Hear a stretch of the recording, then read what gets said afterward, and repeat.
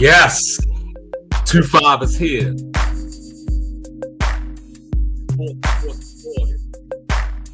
Do me a favor, like, review, subscribe, do all the free things, do all the good things. So, yo, I had to come out here real quick. You know, we're under 30 minutes away from some big games like Georgia, Clemson, Penn State, West Virginia. So I had to come through with my official picks. Sorry we missed you the other night, but here we are. I'm here to talk to you. So, what will be the craziest thing to come out of today? It's not even, to me at least, not even if Clemson beat Georgia. That's not even crazy to me. The craziest thing to me is that Florida State already has a loss. And we're in a position where Miami and Clemson could also have losses today. So you have a potential that by the time we leave today, the top three teams in the ACC will already have a loss. Unfortunately for Florida State, that loss would be a conference loss. But let's get to it. So, first and foremost, a couple of quick upset alerts. So I got Oklahoma State on upset alert. Remember, last year, 2-5 daily, I predicted that Oklahoma State was going to lose to South Alabama.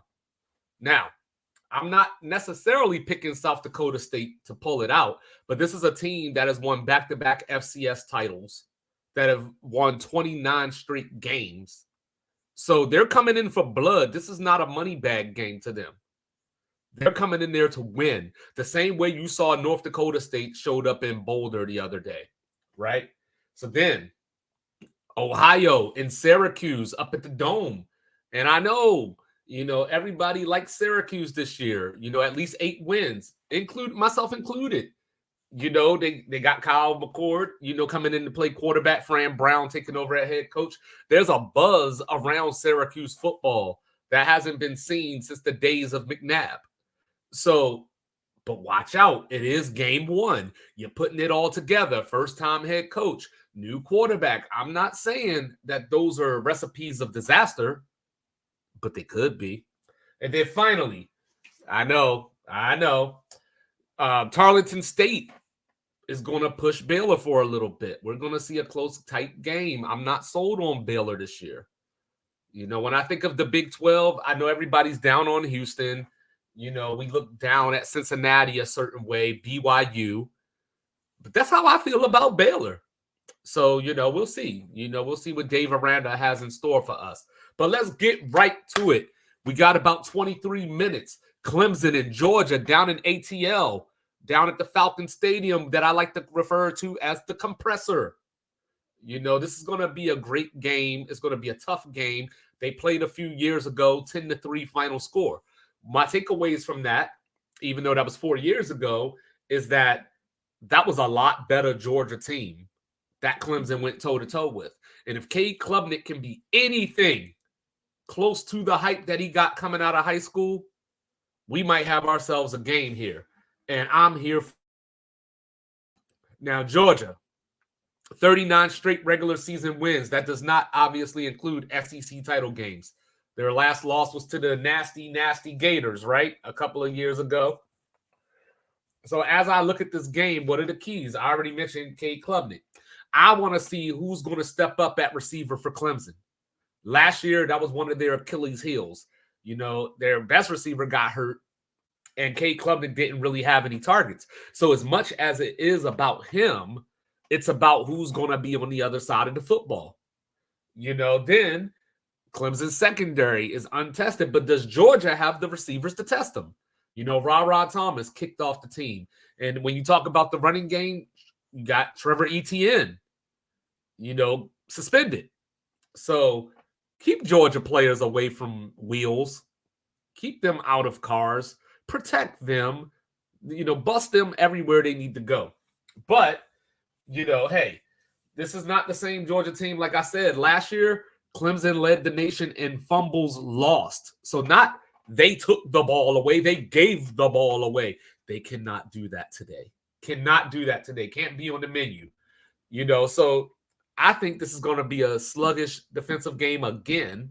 It's going to be a little more than 10-3. but I think eventually Georgia imposes their will on Clemson. So give me a tight game into the third quarter. We're looking at something like 17-10. And then Georgia scores a touchdown, gets a field goal late, wins something like 27-13. So for those of you counting out there, that means that Georgia covers, because the last I saw the spread, it was 13.5. Then, we got Penn State, the Nittanies, going down to West Virginia for the first time since 1992. You wouldn't even know that Penn State leads this all-time series 49-9.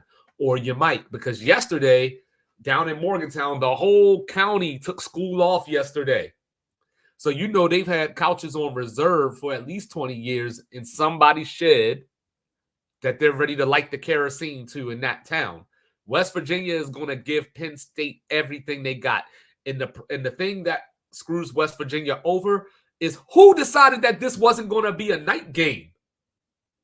You just gave Penn State an out. Anyway, Nick Singleton, Katron Allen, you got Colt Nickey as the offensive coordinator now coming in from Kansas. So expect a lot of smash mouth, expect a lot of down your throat, so to speak. Penn State's going to try to establish the run.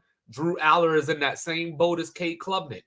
Can he be close to what everyone thinks he is? Last year, didn't even average 7 yards per air throw. So that's not going to work in this game. Garrett Green's going to have a long day because, for my money, Penn State is going to have the best defense in the country this year. Last year, they went toe-to-toe with Michigan defensively. This year, I think they're going to be a little bit better. So, can James Franklin win a big road game? Usually he does, as long as it's not against Ohio State and Michigan. Garrett Green, like I said, is going to have a long day. West Virginia, I don't know if they're equipped to do the things necessary to beat Penn State. When Penn State loses, as I mentioned, it's usually to Ohio State and Michigan, and that's because their offensive line usually bullies Penn State around the yard. West Virginia isn't going to be able to do that. Can West Virginia establish the run with C.J. Donaldson? That's going to be the other key, finding balance. Last year, they played Penn State pretty close. The score didn't look close, but if you actually watch the game and just watch it take place and take form, West Virginia gave Penn State a matchup last year. I expect the same this year, but I'm going to go with the Nittany Lions pulling it out late, and I'm going to say something along the lines of 28-20. Then we take it down to the swamp. Down to the swamp we go. You got Miami and Florida, a matchup that we should see way more often than we do. And when they do hook up, it's usually a classic, or, there's usually comebacks involved. Remember Brock Berlin back in the early 2000s? Florida and Miami is a game that should always happen. But as I mentioned earlier, could Clemson and Miami join Florida State in the loss column? That would be nuts. And we saw how shaky NC State was against Western Carolina the other night. Virginia Tech opens up with Vanderbilt today. So Virginia Tech could walk out of this weekend with all the hype, But anyway, this is Florida's schedule against Miami's additions. Miami, of course, brought in Cam Ward, who's one of my dark horses to win the Heisman. Damian Martinez from Oregon State to tote the rock. They still have Xavier Restrepo. This is going to be a tough game. It's going to be at the swamp. Who can handle the cramps? Who can handle the heat? Who can handle the humidity? Just because it's Florida Stadium doesn't mean they have an advantage in that category. Graham Mertz, can he make the play? And by the play, I mean, can he make the throw that keeps Miami on their heels? He was over 70% completion last year, 73 to be exact. So lots of dink and dunk coming Miami's way. But I think Miami secondary is up for the task. Cam Ward on the road is 4-8.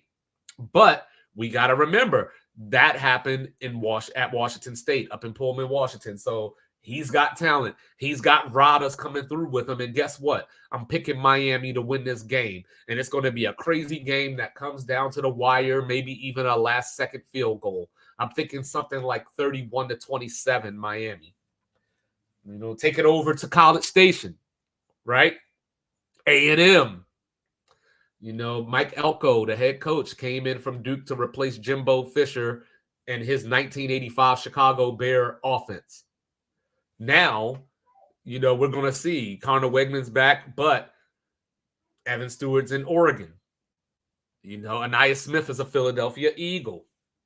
They got E.J. Smith, son of Emmett.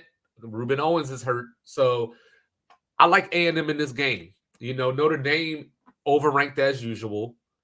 Marcus Freeman fighting for his job. They brought in Riley Leonard to be the quarterback from Duke under Coach Mike Elko. That's part of the reason why I'm picking A&M is because Mike Elko, if no one else, knows Riley Leonard better than anybody else. So I think he knows the tendencies. He's going to be able to – A&M's defense is going to be able to generate pressure because the key here – and I know this is weird, right, because Riley Leonard's a quarterback. You want to force him to throw because if he's getting loose with his legs, you're in trouble. Is Notre Dame going to have receivers step up? Just like I asked about Clemson earlier. They stepped in. They went out to the portal and brought some receivers in. Is it going to be good enough? A&M went 6-1 at home last year. Of course, that one was to Alabama. The key to this game is A&M's defensive line against Notre Dame's offensive line. Joe Alt is in the NFL. Blake Fisher in the NFL. And then their starting left tackle for this season, out for the season. So Notre Dame's going to be going into a rabid house.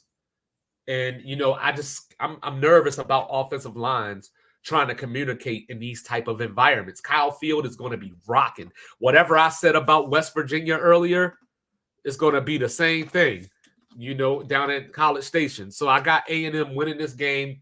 I think it's going to be a low-scoring game, something along the lines of 19-13. And we're going to get Monday morning or Tuesday morning when we wake up, weekend passes.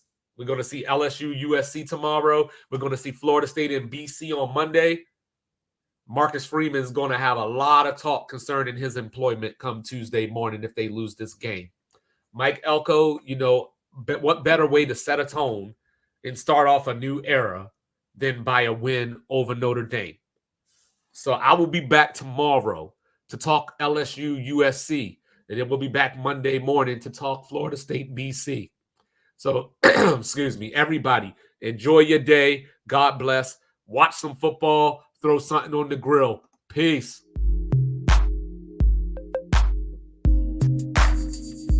Like, review, subscribe, share, rate. Do all the free things. Do all the good things.